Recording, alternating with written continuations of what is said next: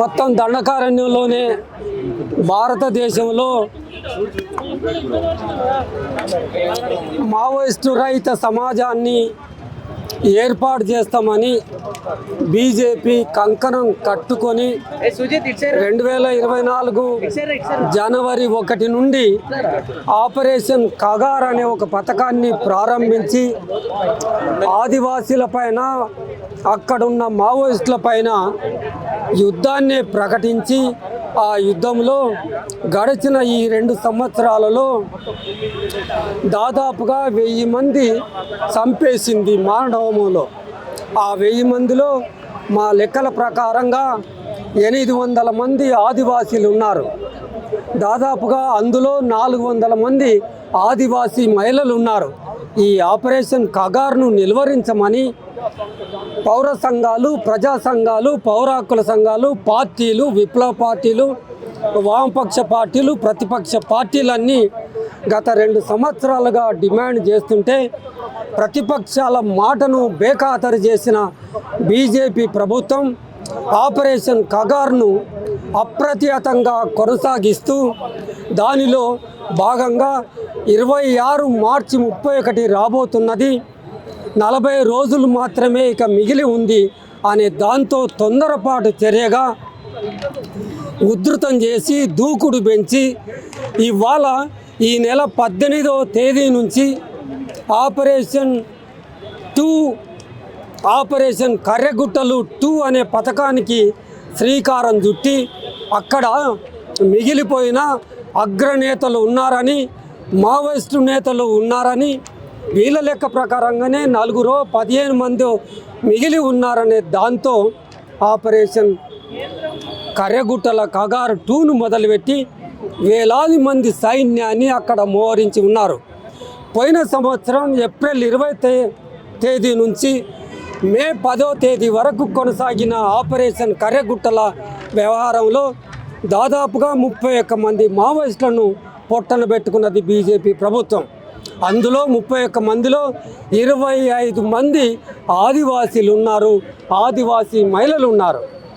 ఆ వైనాన్ని దృష్టిలో పెట్టుకొని ఆగిపోవాల్సిన భారత ప్రభుత్వం ఇవాళ ఆపరేషన్ కర్రెగుట్టలో 2 అని మొదలుపెట్టి అక్కడ ఇంకెంతమందిని చంపుతారు అనే ప్రజలు ఆందోళనగా ఉన్నారు. అక్కడ చుట్టుపక్కల గ్రామాలలో నివసిస్తున్న ఆదివాసీ ప్రజలు బెంబేలెత్తుతున్నారు, కకావికలం అవుతున్నారు. వాళ్ళ వ్యవసాయ పనులు, జీవనోపాధికి తీవ్రమైన ఆటంకం కలుగుతుంది. ఈ వైనం, ఇంత నిర్బంధం, ఇంత హింస భారతీయ జనతా పార్టీ నేతృత్వంలో ఉన్న ప్రభుత్వం కొనసాగిస్తుంది. బీజేపీ ప్రభుత్వం ఆదివాసీలకు వ్యతిరేకమని రుజువు చేసుకుంటుంది.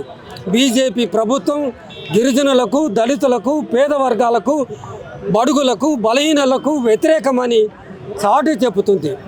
ఎక్కడో భారత సరిహద్దుల్లో ఉండాల్సిన భారత సైన్యము, భారత యుద్ధ శకటాలు ఇవాళ దండకారణ్యంలో తచ్చాడుతూ ఉన్నాయి.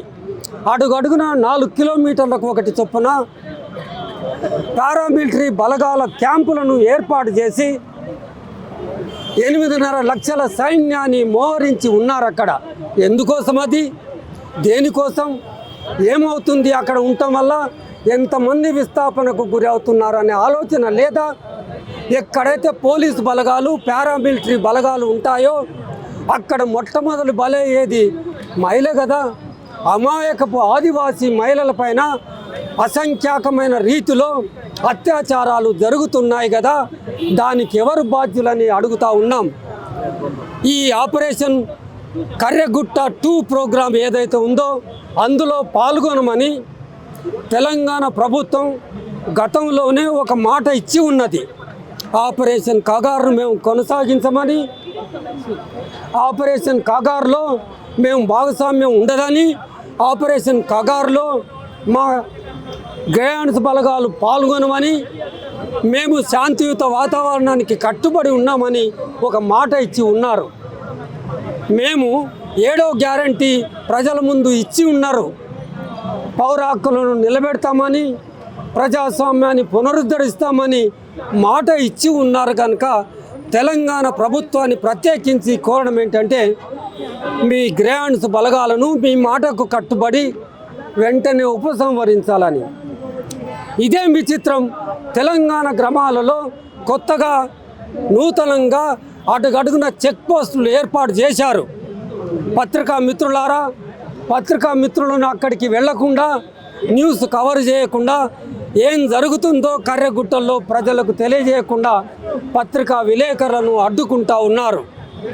పత్రికా స్వేచ్ఛకు భంగం కలుగుతుంది. భారతదేశం పత్రికా స్వేచ్ఛలో అట్టడుగున ఉంది.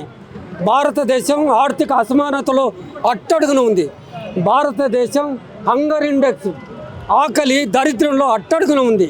131 ఆకలి రాజ్యాలు గుర్తిస్తే ప్రపంచవ్యాప్తంగా ఆ 130 దేశాల్లో భారతదేశం కూడా ఒకటి.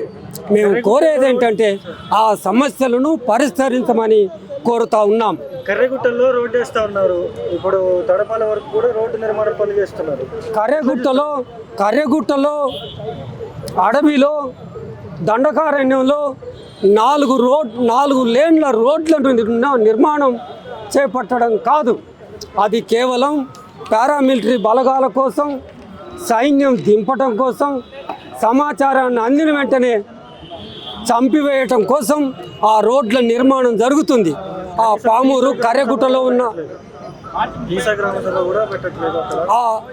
ఆ గ్రామాల్లో పామూరు వరకు పెద్ద పెద్ద రోడ్లు వేస్తున్నారని అర్థమవుతుంది.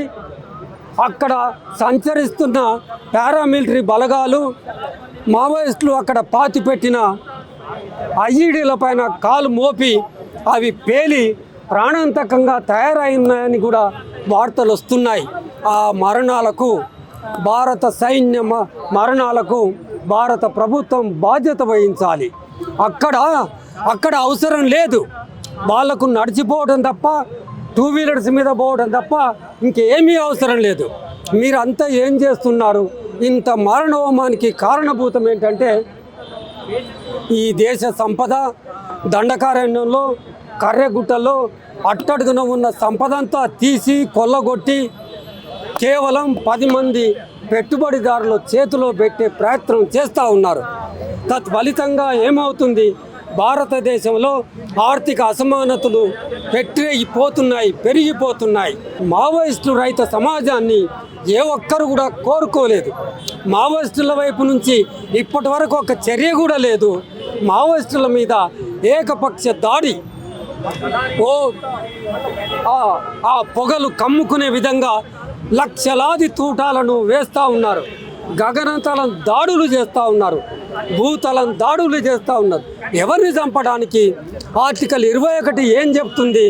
మావోయిస్టులకు కూడా ఈ దేశంలో బ్రతికే హక్కు ఉంది. వాళ్ళను నయాన భయాన స్వయంగా పాల్గొని సంయమనం పాటించి వాళ్ళను ప్రాణాలతో తీసుకొచ్చి న్యాయస్థానంలో ముందు నిలబెట్టాల్సిన బాధ్యత ప్రభుత్వాల పైన ఉంటుంది అనేది మర్చిపోయి ఏలు పెట్టి చూపి మార్చి 31, 2026 తేదీ పెట్టి చంపడం అనేది ప్రజలు, మేధావులు, సృజనాత్మకంగా ఆలోచించే ఆలోచన పరులు, కవులు, కళాకారులు అందరూ ఈ మారణ హోమాన్ని నిలిపివేసే విధంగా జోక్యం చేసుకొని నిలిపివేయాలని, కేంద్ర రాష్ట్ర ప్రభుత్వాల మీద ఒత్తిడి పెంచాలని పౌర హక్కుల సంఘం, ప్రజా సంఘాలు, విప్లవ పార్టీలు డిమాండ్ చేస్తా ఉన్నాయి.